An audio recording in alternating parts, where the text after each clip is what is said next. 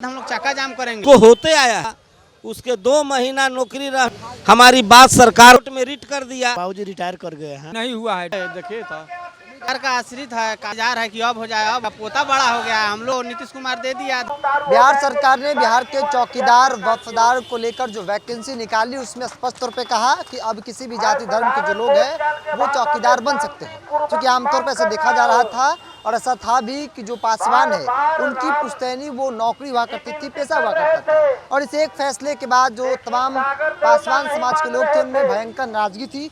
हालांकि नेता अभी भी चुप है। और देखिए गर्दनी बाग धरना स्थल और यहाँ पे तमाम जो समाज के लोग हैं वो यहाँ पे एक लंबी कतार के साथ धरना स्थल पे बैठे हुए हैं। कई बुजुर्ग हैं, हम चाहेंगे 2 मिनट थोड़ा समय दे दीजिए। मेरा नाम राजेश्वर गिरी, तिरहुत प्रमंडल उपाध्यक्ष, पूर्वी चंपारण जिला अध्यक्ष मोतिहारी। लोग यहाँ पे बैठे हुए हैं, मांग क्या क्या? हम लोग की मांग कोई पुरानी नहीं है। हम लोग की मांग जो पहले से है, जिसको होते आया है।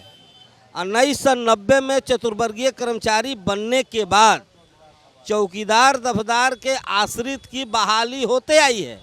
जैसे चौकीदार रिटायर करता था उसके जगह पर उसके लड़का को बहाली हो जाती थी। ये 2012 तक होते आया। बीच में किसी तरह की अड़ंगा लग गई तो हमारे माननीय मुख्यमंत्री जी 2014 में स्वैच्छिक सेवा का एक आदेश लागू किए थे, जिसको चौकीदार दफदार जैसे वो रिटायर करता था उसके 2 महीना नौकरी रहने पर वो लिख के दे देता था, तो उसके बेटा की बहाली होते आया, आज तक होते आया।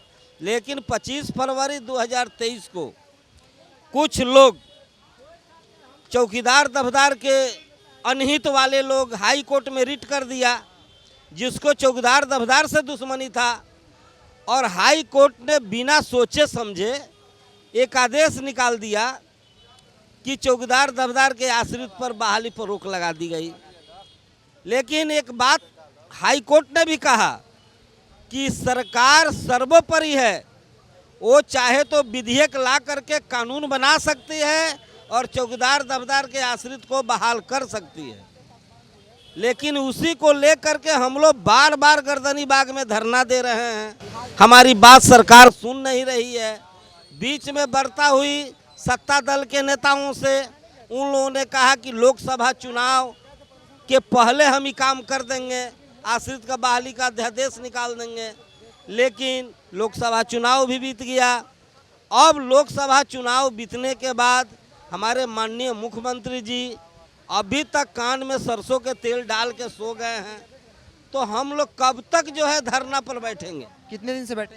हम लोग 20 जुलाई से बैठे हैं। सरकार का प्रतिनिधि आया बातचीत? सरकार के प्रतिनिधि अभी तक नहीं आया, लेकिन आज हम लोगों की रैली राजभवन तक जाने लगा तो इनकम टैक्स चौराहे तक रोक दिया गया। इनकम टैक्स चौराहे से हमारे प्रतिनिधि मंडल राष्ट्र प्रांतीय उपाध्यक्ष रामविलास बाबू के नेतृत्व में कमेटी के लोग गया था। राज्यपाल महोदय से बात किया है और उन्होंने आश्वासन भी दिया है चौकीदार दफदार की आश्रित की बहाली के संबंध में। मुझे आशा है कि सरकार भी हमारी बात को सुनेगी।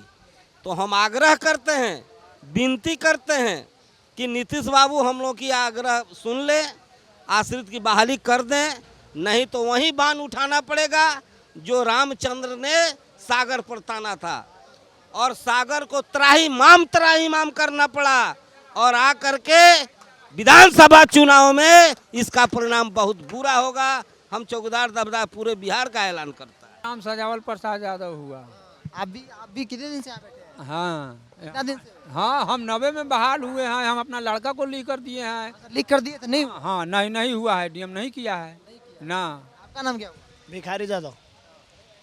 आप क्यों आए? हम आए नौकरी के लिए, हमारे बाबूजी रिटायर कर गए हैं। पिताजी की हाँ। महीना पहले लिख कर देना होता, आप दे?